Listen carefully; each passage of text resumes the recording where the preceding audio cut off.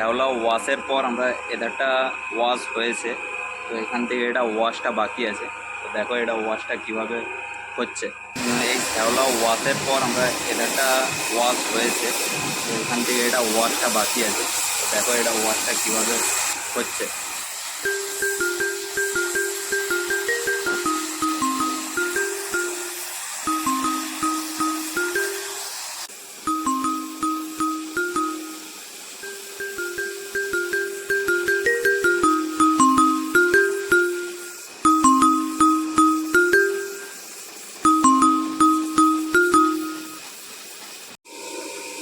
দেখো এখানে শ্যাওলা হয়ে পুরো